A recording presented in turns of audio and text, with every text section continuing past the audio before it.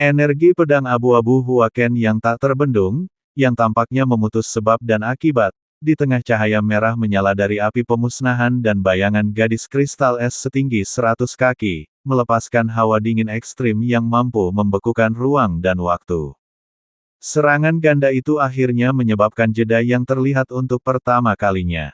Itu bukanlah penyumbatan total, melainkan seperti pedang ilahi yang tak dapat dihancurkan yang menembus campuran Wandanian, Xuanbin, dan lava yang sangat kental dan tangguh, momentum kedepannya melambat secara paksa.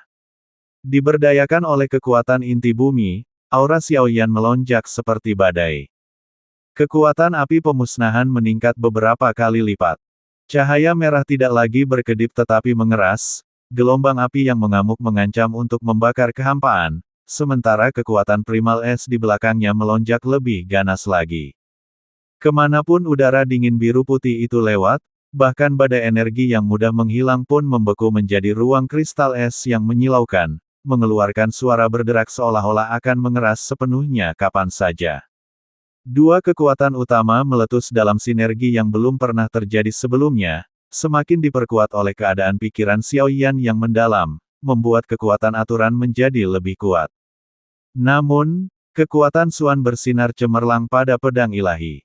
Di wajahnya yang tampan namun sama sekali acuh tak acuh, tidak ada jejak keseriusan atau kejutan, melainkan rasa absurditas yang halus, seolah-olah dia sedang menyaksikan seekor semut yang mencoba mengguncang pohon raksasa.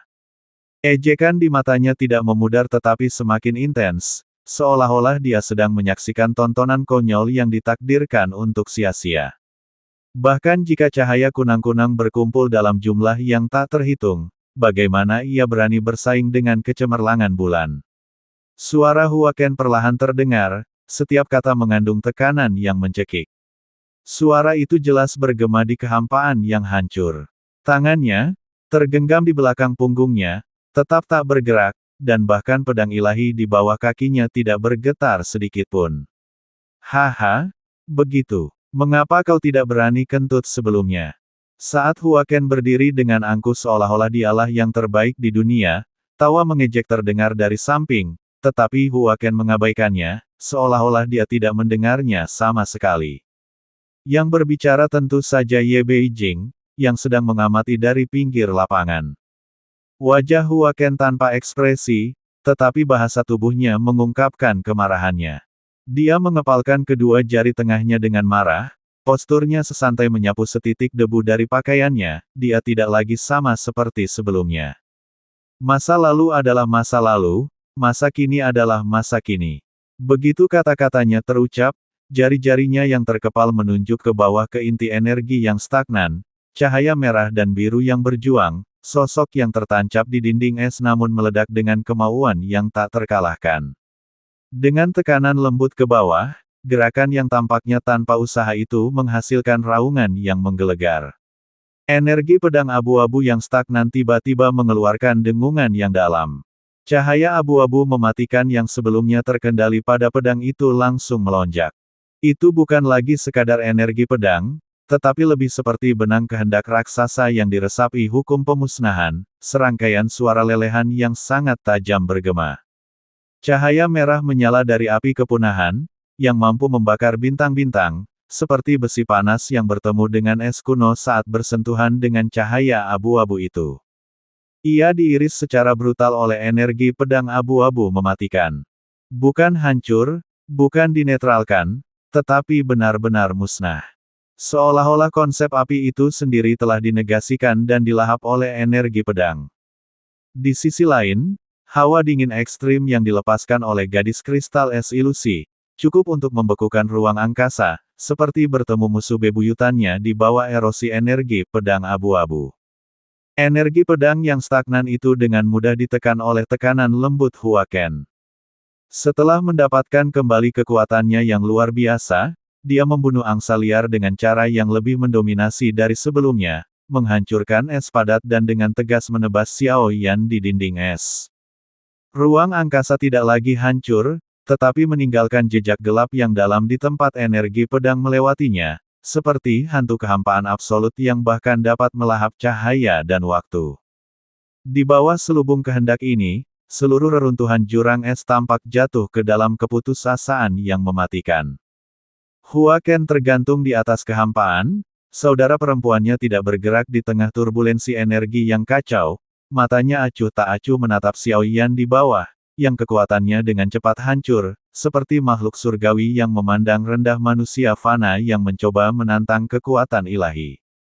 Setelah reinkarnasi, kau tidak pernah menyangka akan menjadi begitu lemah, dan aku tidak mengerti mengapa kau menyerahkan semua kekuatanmu dan memulai dari awal.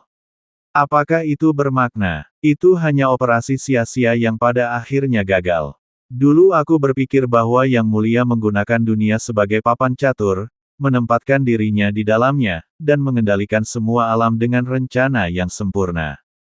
Dengan reinkarnasi, seolah-olah tidak ada yang pernah terjadi padamu, kata Hua Ken perlahan. Kata-katanya tampak mengandung kekecewaan yang aneh pada Xiao Yan. Energi pedang abu-abu, yang membawa kekuatan untuk menghancurkan segalanya, menebas segala sesuatu di sekitar Xiao Yan. Bahkan sebelum energi pedang itu mencapainya, aura tajamnya melesat melewatinya, menembus segalanya dan mengenai Xiao Yan, meninggalkan puluhan garis darah di tubuhnya.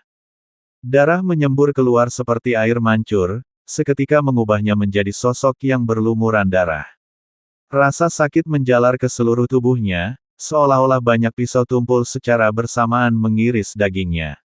Bahkan klon roh primordial Gu Jin pun tidak mampu menahan energi pedang dari Hua Ken. Apalagi tubuh aslinya. Xiao Yan menggertakkan giginya, benar-benar tidak mengerti niat Hua Ken. Apakah dia hanya mencoba memancing jati dirinya yang sebenarnya ke sini melalui klon roh purba, hanya untuk kemudian melenyapkannya? Dengan kekuatan Hua Ken yang luar biasa, membunuhnya akan sangat mudah. Apakah dia hanya bersekongkol demi bersekongkol, meniru metode Yang Mulia? Pikiran-pikiran ini melintas di benak Xiao Yan. Saat ini, kemampuannya untuk melawan Hua Ken tampak sangat tidak berarti di hadapannya, tubuh fisiknya hampir ambruk. Ketika energi pedang abu-abu turun, dia akan dimusnahkan oleh satu serangan ini. Namun, Ye Beijing tampaknya tetap tidak terganggu. Dia berdiri di samping, seolah-olah itu bukan urusannya. Xiao Yan tidak mencurigai Ye Beijing bersekongkol melawannya. Alasan dia tidak bertindak terletak pada Hua Ken. Xiao Yan batuk mengeluarkan beberapa suapan darah, kekuatan hidupnya cepat memudar. Energi pedang abu-abu membesar dengan cepat di pupil matanya. Namun, pada saat itu juga, di belakangnya, sosok ilusi gadis es tiba-tiba bergerak maju, menabrak energi pedang abu-abu.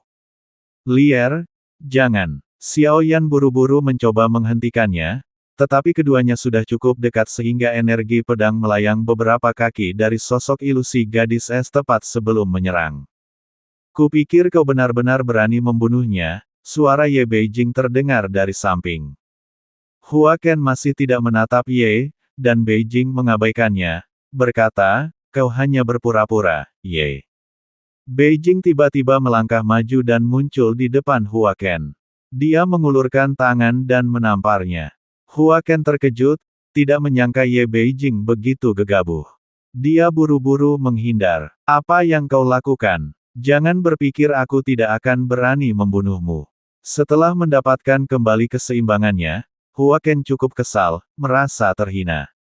Membunuhku. Kau tidak sebaik Yang Mulia, jauh lebih buruk dariku. Dengan apa kau akan membunuhku? Dengan energi pedangmu yang biasa-biasa saja.